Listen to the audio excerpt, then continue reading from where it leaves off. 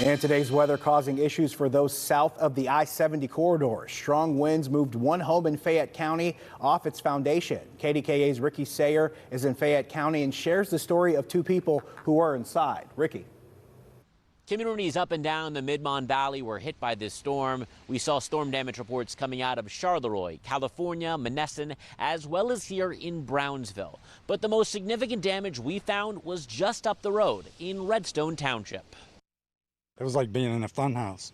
For a few moments, Tim Broadwater's home was airborne. I was scared to death. Scared to death. I thought I was going to end up in the creek.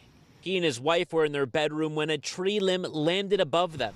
It had been hanging over the street. There was no warning. It just boom. Saturday morning, the wall of this home was a full 3 feet forward. The wind from this storm knocked it off of those cement blocks. Windows popped and pictures came off the wall. Getting out took creativity.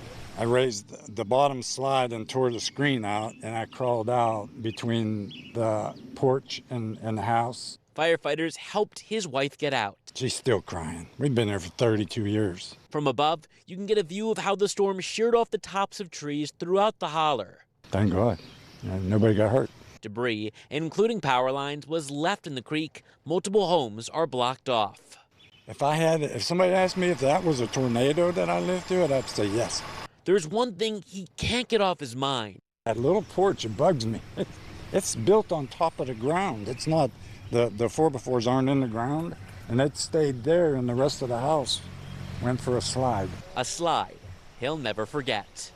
Firefighters told him and his wife that they shouldn't go back inside of their home, but he's holding out hope that there's a way they can stay. Reporting in Brownsville, Fayette County, Ricky Sayer, KDKA-TV News.